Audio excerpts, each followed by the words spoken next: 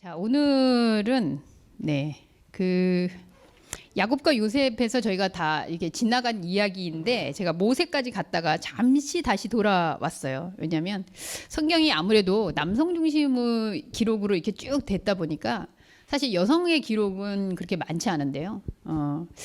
이 여인을 넘어가기는 좀 아쉽다라는 생각에 야곱의 딸이었던 그 디나라는 여인의 이야기를 한번 하고 지나가려고 합니다. 그래서 창세기 34장 1절에서 4절 말씀을 핵심 요절로 읽고 그리고 그 앞뒤 전후에 있는 사건들을 통해서 오늘 성경 이름으로 읽는 성경 9번째 시간 한번 가져보도록 하죠. 창세기 34장 1절에서 4절 말씀 제가 읽어드리겠습니다. 레아가 야곱에게 낳은 딸 디나가 그 땅의 딸들을 보러 나갔더니 히위 족속 중 하몰의 아들 그 땅의 추장 세겜이 그를 보고 끌어들여 강간하여 욕되게 하고 그 마음이 깊이 야곱의 딸 디나에게 연연하며 그 소녀를 사랑하여 그의 마음을 말로 위로하고 그의 아버지 하몰에게 청하여 이르되 이 소녀를 내 아내로 얻게 하여 주소서 하였더라. 네, 아멘을 붙이기에는 좀 너무 끔찍한 사건이어서 성경에서 제가 여성에 대한 이야기를 나눌 때, 아담 하와 때 한번 아담의 그 자기가 현상적인 몸으로 와서 유한한 몸이구나 이것을 깨닫게 하는 역할로서의 하와를 말씀드렸었습니다. 그래서 성경에서 여성이라는 이 기록 그리고 여성의 어떤 존재들이 등장할 때, 뭐 전체가 다 그렇다라고 단언할 수는 없지만 대부분 그 사회 속에서 시대 속에서 혹은 존재 안에서 남성성이 나쁘다 좋다가 아니고요. 인간의 힘으로 무언가를 할 수 있고 인간의 어떤 존재로 영원할 것 같은 그 인간의 욕망을 드러내주는 거울로서 여성성이 등장을 하죠. 그래서 오늘 디나의 이야기를 듣고 여러분들이 한번 쭉 앞뒤전후로 여성들의 이야기가 기록된 것들을 한번 살펴보시면 저는 거의 유사할 거라는 생각이 들어요. 그래서 하와가 가졌던 아담을 통해서 내 살 중에 살이요 뼈 중에 뼈요. 내 살이 전부가 아닌 살이 있었구나. 내 뼈가 전부가 아닌 차원의 진짜 뼈가 있었구나. 이거를 알려주는 하와의 그 계보로 사실 디나도 오늘 예외는 아니라고 생각하고요. 사실 여기 레아의 딸 이렇게 등장하는데 레아도 역시 야곱에게 있어서 그런 역할을 합니다. 그리고 그 이후로 가면 뭐 성경에 등장한 인물 중에 라합이라는 여성 있고요. 그리고 우리가 잘 아는 밧세바 있죠. 그리고 예수 시대에는 예수의 어머니 마리아. 그래서 이 여성들의 기록들은 과연 성경에서 어떤 맥락으로 우리가 이해를 할 수 있을까라는 부분에 맥을 잡는데 오늘 이야기가 여러분들에게 좀 도움이 되지 않을까 생각이 듭니다. 창세기 34장 1절에서 4절에 이 딸 디나가 그죠? 우리 세겜 땅 얘기했었죠. 그 세겜이라는 곳에 강간을 당하는 사건이 나오는데 그 전이 어떤 얘기냐면요. 에서와 만남 그 이후에 그 정착기예요. 그래서 여러분도 아시겠지만 에서하고 야곱이 이 팥죽 사건으로 척을 지고 근데 사실 에서가 척을 졌다는 얘기는 없는데 야곱이 하여튼 지레 겁을 먹고 도망을 가죠. 그래서 도망을 가는 중에 베델에서 하나님을 그 돌베개에 베고 자다가 이제 만나서 하나님이 나를 함께하고 계시구나 하면서 거기서 이제 제단을 쌓고 거기를 베델이라고 이름을 짓습니다. 그 이후에 뭐 아시겠지만 삼촌 라반 집에 가서 이제 오랜 세월을 있으면서 그 레아라는 아내와 라헬이라는 아내를 얻게 되죠. 근데 뭐 이 남자분들은 모르겠어요. 여성으로서는 도저히 이해 안 되지만 첫날 밤에 자기가 7년이나 사랑했던 여인이 들어왔다 생각하고 이제 첫날 밤을 치렀는데 알고 보니 그 여인의 언니였어요. 정말 이렇게 못 알아볼 수가 있는 겁니까? 묵집사님은 어떻게 생각하세요? 못 알아볼 수 있습니까? 없죠.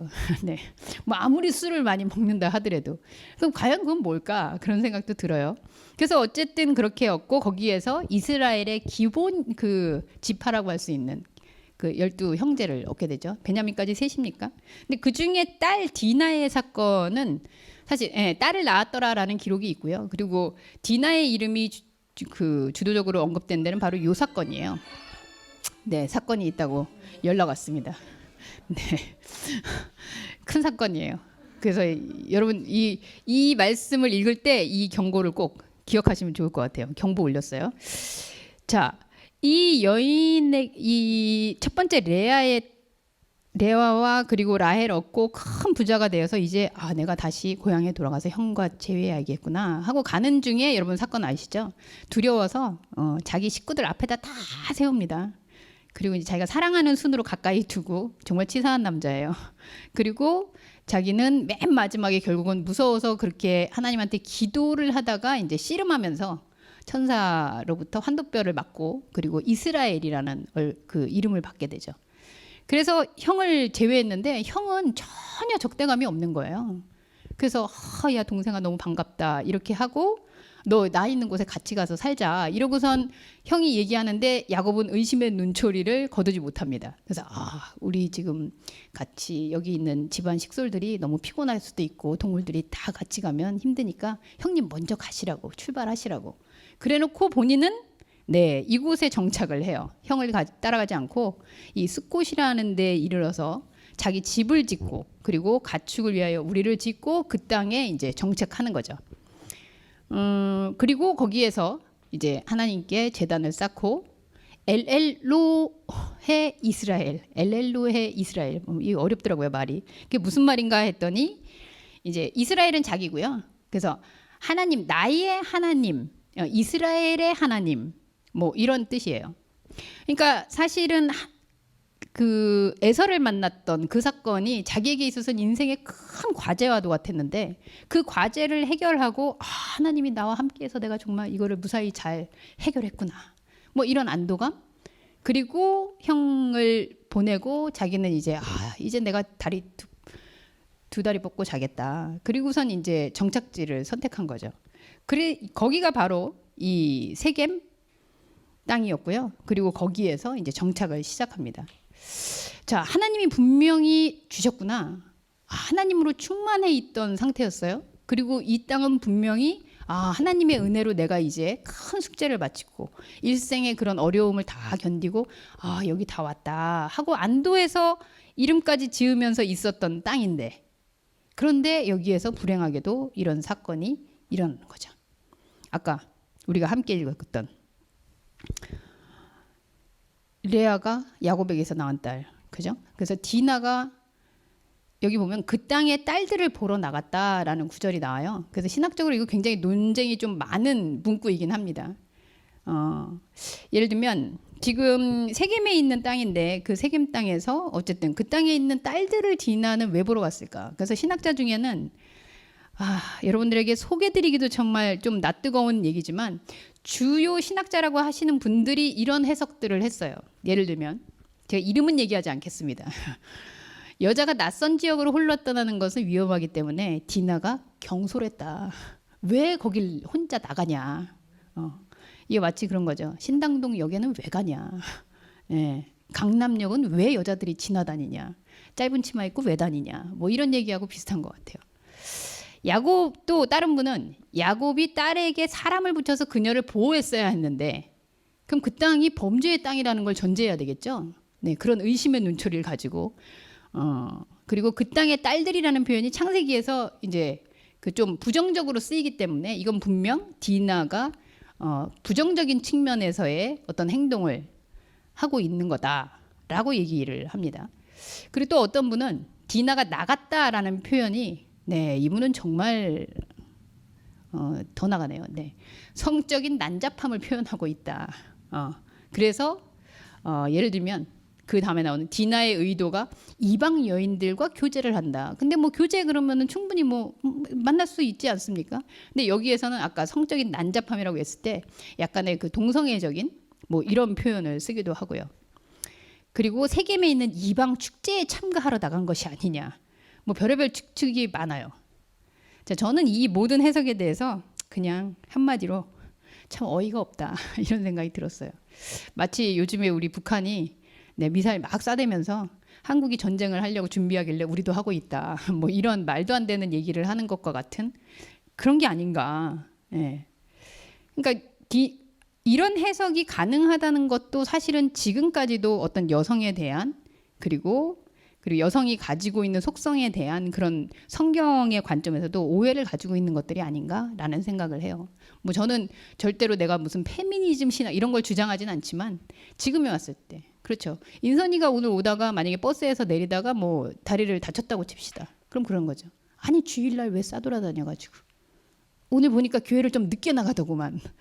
좀 일찍 나가서 버스를 일찍 탔어야지. 왜 그렇게 해가지고 뭐 이 말도 안 되잖아요.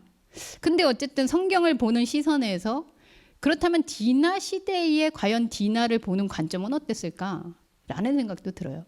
안타깝게도 이제 요 뒤에 이거를 해결하는 그 집안에 오빠들의 모습이 나오는데 그 이후에 그 사건을 전개하고 해결하는 과정에서 디나라는 여인의 어떤 주장도 어떤 견해도 포함되지 않습니다. 디나는 철저히 그냥 제3자예요.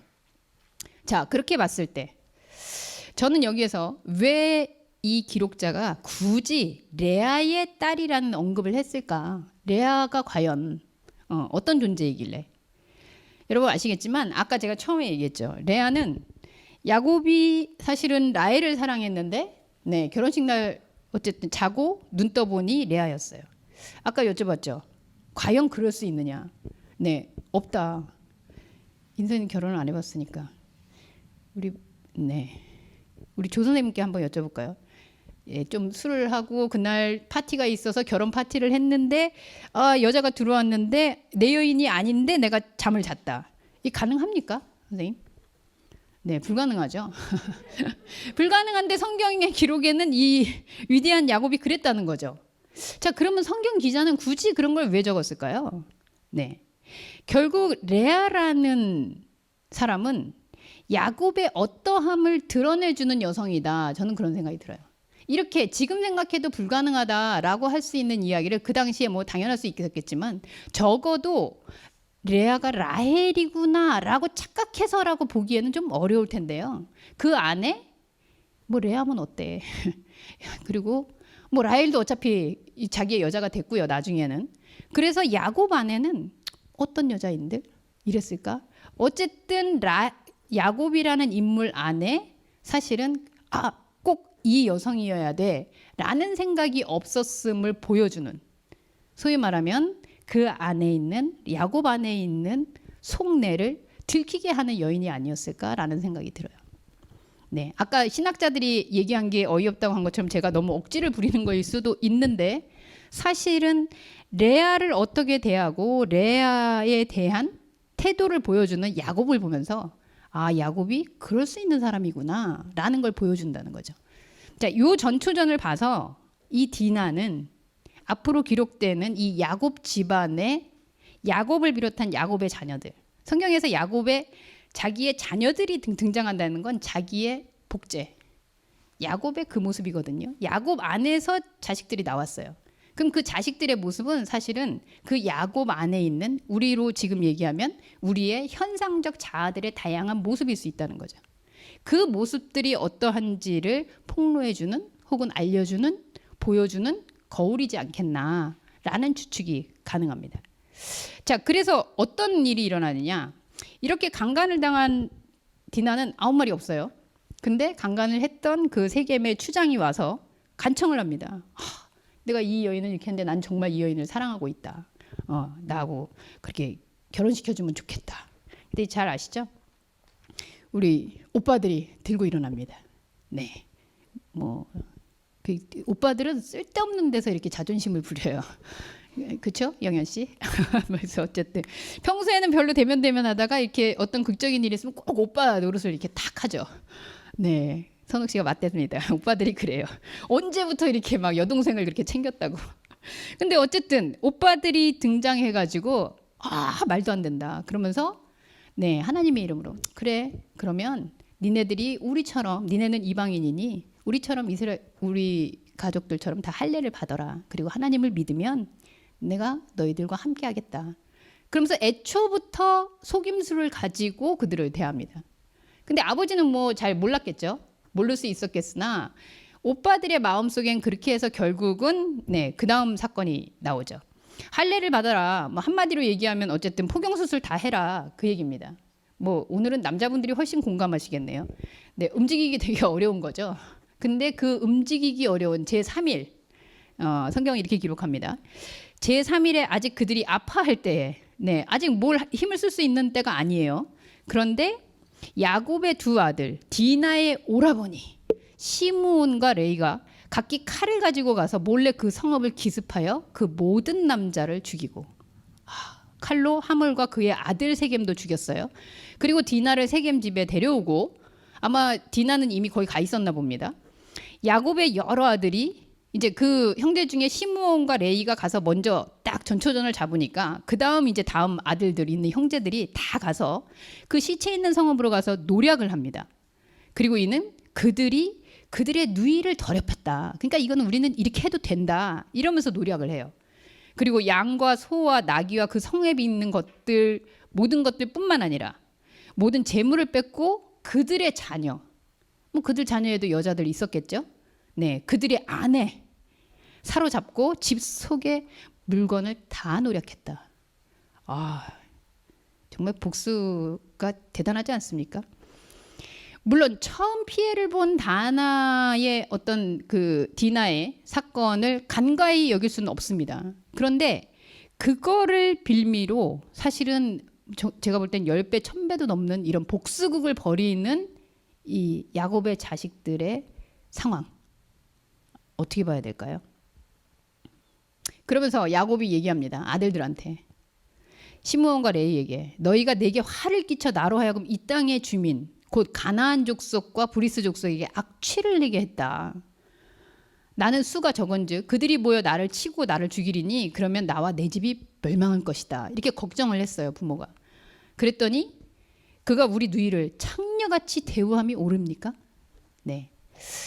사건이 발생한 것에 있어서는 창녀같이 대우했다란 말이 맞을 수 있을 것 같긴 해요. 그런데 지금 보시다시피 네, 그는 와서 결혼을 하고 싶다 그렇게 청혼을 하고 그리고 이미 이 사건이 있는 복수극이 일어나고 있을 땐 그 디나는 그 집에 가 있던 상태였던 걸로 보면 어쨌든 뭐 안 가고 싶다는데 등 떠밀어서 보낸 것 같지는 않고요. 그런 상황이었던 거죠. 이 사건에 대해서 어떻게 보십니까? 혹시 인선님은 살면서 가장 크게 복수하고 싶었던 일이 어떤 일입니까? 아, 이건 진짜 못 봐주겠다. 내가 너를 응징하리라 했던 일이 있습니까?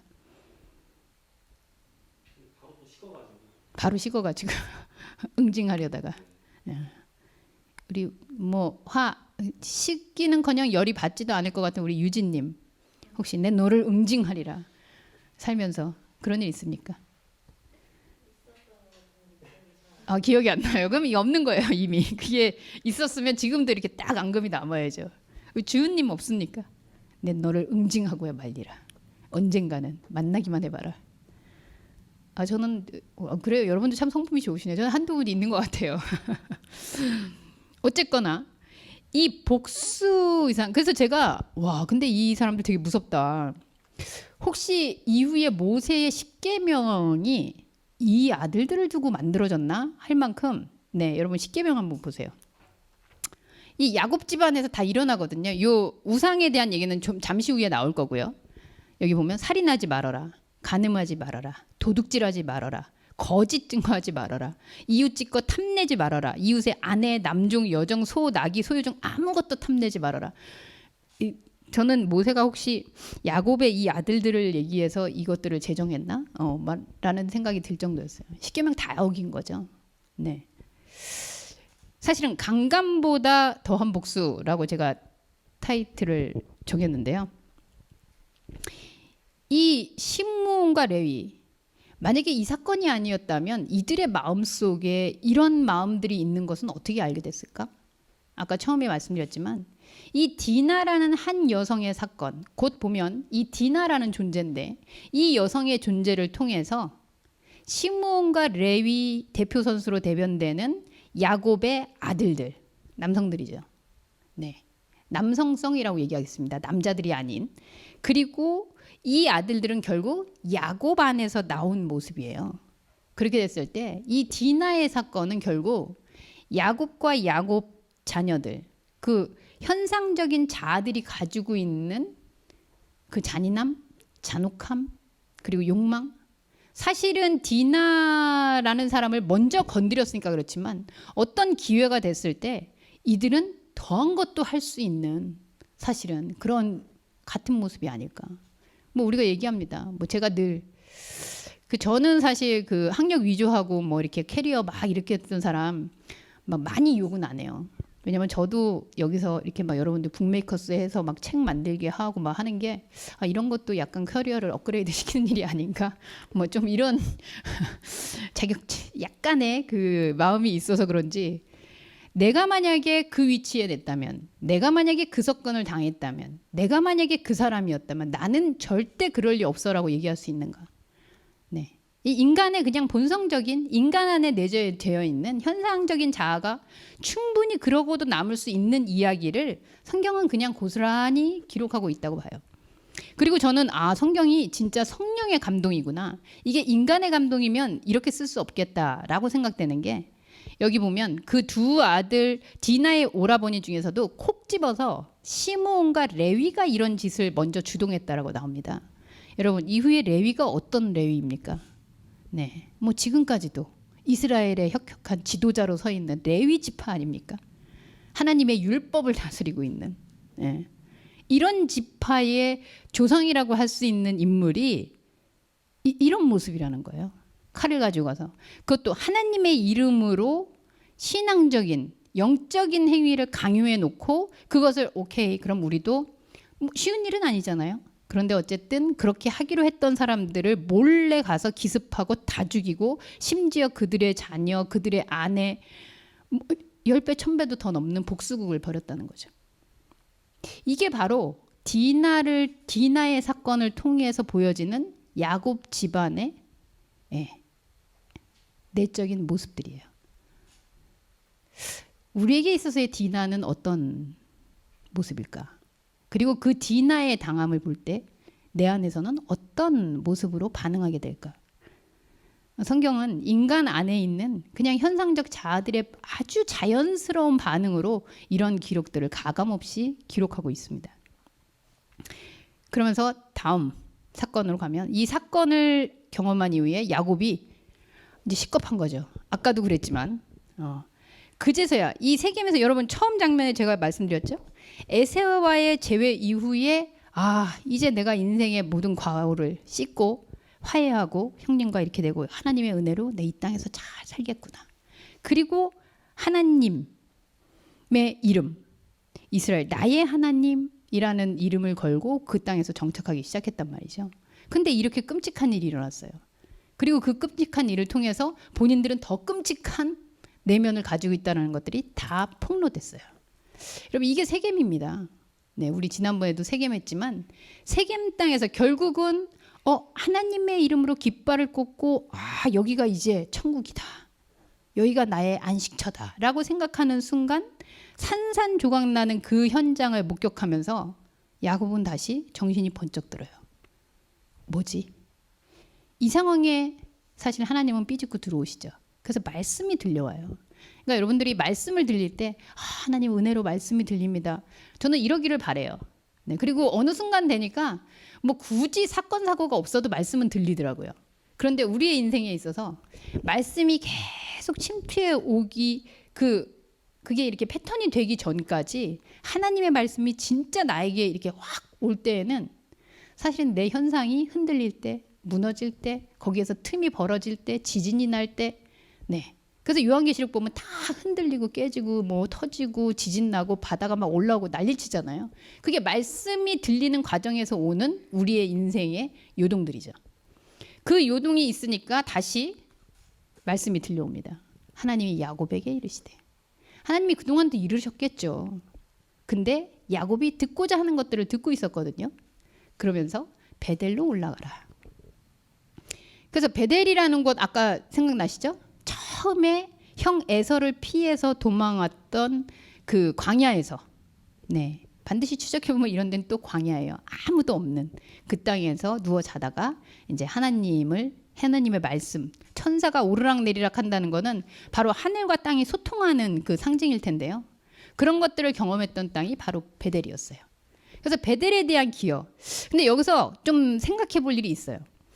베델에 대한 기억을 어떻게 보면 야곱은 우리가 생각했던 나 왕년에 나도 그렇게 금식하고 이러면서 정말 신앙적으로 되게 좋았었지. 나의 첫사랑의 그 땅. 이렇게 기억할 수 있는데 사실 그 땅에서 하나님이 나타나서 그 천사들을 통해서 전해주신 메시지도 야곱은 굉장히 두려움에 있었고 현상적인 그 위협과 그 두려움 가운데 떨고 있을 때 하나님이 나를 보호하시는구나 라고 메시지를 들었지만 진짜 하나님의 음성의 본래의 의미는 네가 이렇게 도망갈 필요가 없다. 그냥 현상은 현상으로 대하면 되는 거지 그것이 너의 영을 파괴할 수 없다.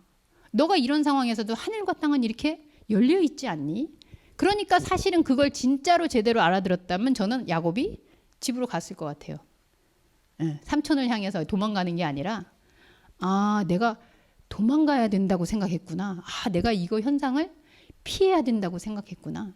그러면서 야곱에게는 내가 어려울 때, 내가 힘들 때 나를 도와주고 보호해주는 이유가 있는 분이 하나님이다 라는 뜻에서 베델이라는 이름을 거기다가 달지 않았나 라는 생각을 하게 돼요. 하나님은 사실은 어떤 이유가 있어서 아니면 뭔가 잘 보여야 아니면 나를 찾아야만 내가 막 외쳐서 기도해야만 내가 예배를 잘 드려야만 이렇게 해야만 하나님하고 소통하는 분이 아닌데 야곱에게 있어서는 뭔가 어려울 때 그래서 내가 붙잡고 늘어져서 뼈가 부러지도록 내가 그렇게 쫄라야 이루어 주시는 하나님. 근데 어쨌든 여기에서 다시 야곱에게 하나님의 음성이 생각나면서 가족들에게 얘기합니다. 여기 신기한 장면이에요, 여러분. 2절에 2절 같이 한번 읽어볼까요? 시작. 야곱이 이에 자기 집안 사람과 자기와 함께한 모든 자에게 이르되 너희 중에 있는 이방 신상을 버리고 자신을 정결하게 하고 너희들의 의복을 바꾸어 입으라. 여러분 아까 야곱의 아들들이 세겜에다가 너희가 그렇게 이방인이니까 하나님을 섬기도록 할례 받아라 이렇게 얘기했던 거거든요. 근데 야곱이 지금 자기 집안 식솔들에게 다 이방 신상 가지고 있는 사람 다 버려. 우상 가지고 있는 사람 다 버려. 이렇게 얘기하는 거죠. 사실 우리로 치면 야곱은 지금 자기 스스로에게 고백이라고 저는 생각이 들어요. 네, 나의 하나님이라고 이름 붙이고 하나님의 식솔들이라고 생각했던 이 야곱의 집안에 야곱이 우상 있는 거 다 가져와. 자기 안에서의 이 이방인, 자기 안에서의 우상을 섬기고 있는 모습을 사실은 고백하는 거죠. 우리 집안에 그리고 내 안에. 그랬더니 사람들이 다 들고 와요. 네, 4절에 보시면 자기 손에 있는 모든 이방 신상들과 귀에 있는 귀고리 뭐 이런 건 글쎄요 여비로 준 건가요? 아니면 이것도 다 뭐 훔친 건지 모르겠으나 네, 그래서 그거를 다 그 땅에다가 묻죠. 현상은 현상으로 그냥 묻어지는 거예요. 근데 자기들이 우상 숭배를 하고 있었다라고 생각은 안 했을 것 같아요. 그런데 어쨌든 다 긁어 모아 보니 그럼 결론은 나의 하나님, 나의 하나님의 터전, 하나님이 보호하시는 땅이라고 이름 지었던 그곳에서 사실 야곱 가족은 이방인의 삶을 살고 있던 거죠. 근데 그 모습으로 다른 이방인을 처단하겠다고 가서 다 죽이고 살육하고 그랬던 거예요. 우리하고 아무 상관이 없는 일이다? 네. 야곱으로 서 있는 우리에게 과연 우리는 누가 이방인이고 누가 신실한 하나님의 자녀일까요?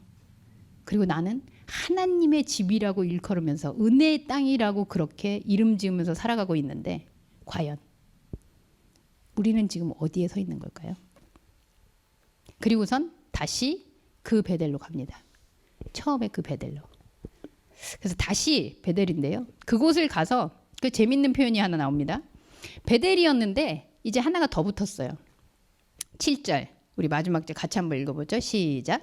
그가 거기서 제단을 쌓고 그곳을 엘베델이라 불렀으니 이는 그의 형이 낯을 피할 때에 하나님이 거기서 그에게 나타나셨습니다. 네, 처음에 베델이라고 했는데 그 다음에 엘베델이 됐어요.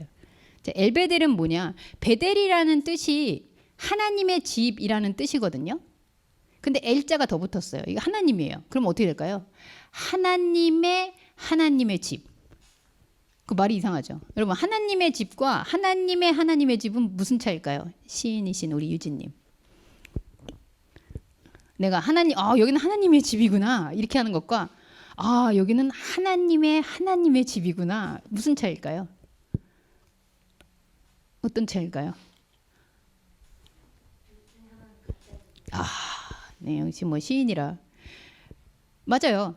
처음에 아까 얘기했던, 아까 어려워서 제가 엘엘로헤이 엘엘로헤이 이스라엘, 네, 엘엘로헤 이스라엘, 나의 하나님. 그러니까 베델도 사실은 내가 어려울 때 나를 도와주시는 하나님의 집, 내가 힘들 때 간구하면 들어주시는 하나님의 집. 여기서 주는 나예요. 나의 하나님의 집. 주어 생략된 거죠. 베델이라고 이름 붙인 거 자기가 이름 붙인 거예요. 근데 여기에서 다시 왔더니 엘베델. 하나님의 집? 나는 없잖아요. 나의 현상적인 자아로 이름 붙여진 그런 하나님의 집이 아니라 원래부터 여기는 하나님이 계시는 그 땅이구나. 여러분, 이게 우리한테 굉장히 복인 게요. 내가 다니면서 여기는 하나님의 집이야, 여기는 하나님의 곳이야, 깃발을 꽂고 다니는 게 하나님의 나라가 아니고요. 원래부터 하나님의 장소였던, 원래부터 하나님의 집이었던, 우리도 원래부터 하나님의 사람이었던 우리의 존재를 다시 보게 되는 거죠. 그게 저는 엘베델이에요. 그러니까 하나님이 원래부터 계신, 그래서 나는 언제 어떻게 들어가 있어도 내가 이유가 있든 없든 상관없이, 하나님이 뭘 해줬냐 안 해줬냐에 전혀 상관없이 나는 하나님의 존재로 서 있었구나. 그러면 사실 어디에 있든지 상관이 없는 거죠. 내가 형 에서와 있든 어머니 아버지와 있든.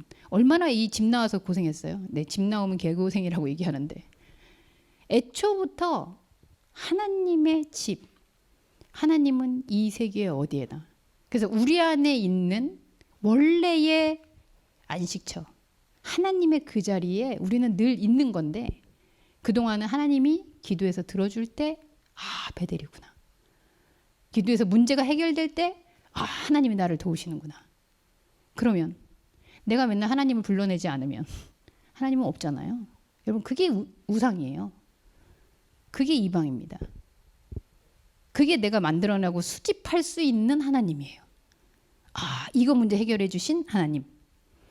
내가 아플 때 나를 고쳐주신 하나님. 내가 이거 원했는데 갖게 해주신 하나님. 이거 하나씩 수집되잖아요, 다. 그게 이방을 모으는 거죠. 야곱의 집안에 우상들을 가지고 있었다. 네, 문자 그대로 그들은 이방 신상들을 가지고 있을 수 있어요. 그런데 더 큰 문제는 그들이 이렇게 신이라는 존재를 소유하고 자기들이 하나씩 모을 수 있는 존재처럼 가지고 있다. 그 상태가 하나님을 우상화하는 모습이죠. 엘베델, 거기서는 더 이상 수집할 것도 없습니다. 그냥 하나님이 집인데 내가 그냥 거기 있는 거예요. 하나님으로 주도된 그곳.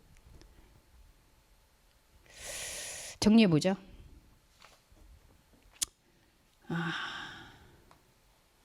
야곱은 무슨 생각을 했을까?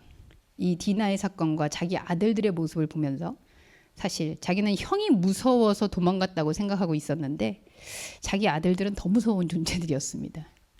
그렇다면 야곱에서 나온 존재들이 자기 아들들이라면 야곱은 자기 형이 왜 무서웠을까요?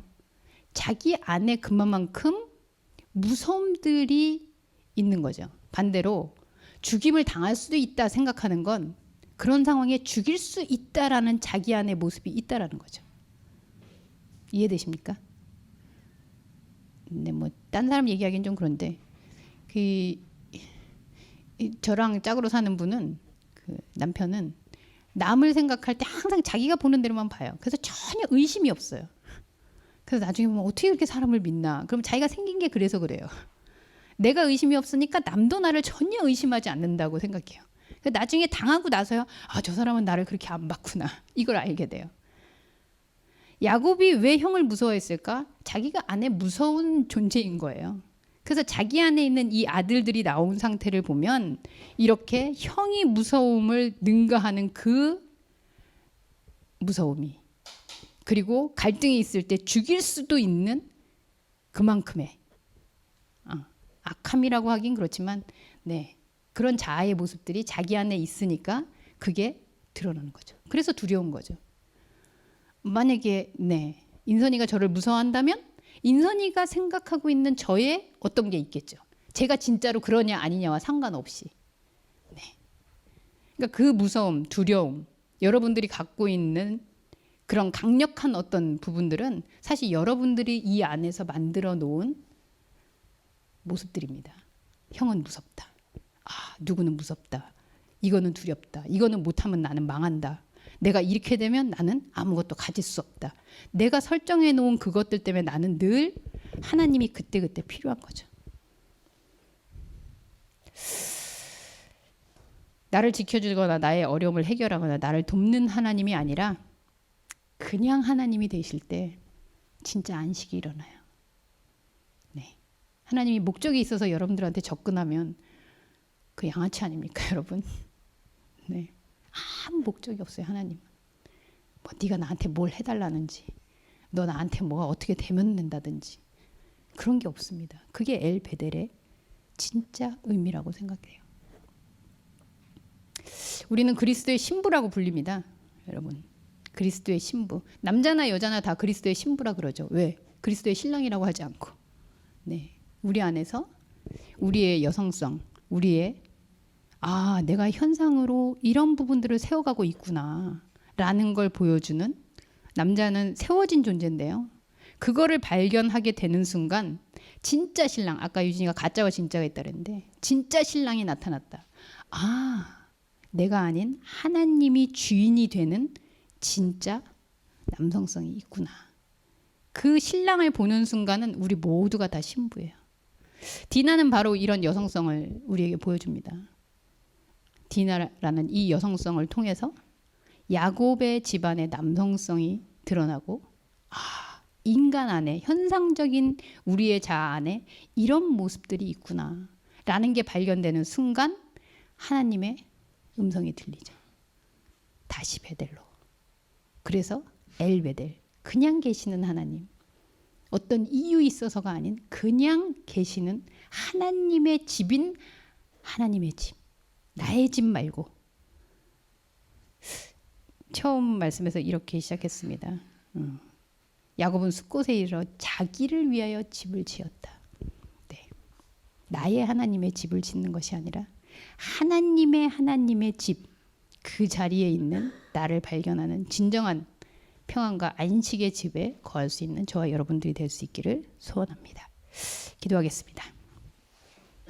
하나님,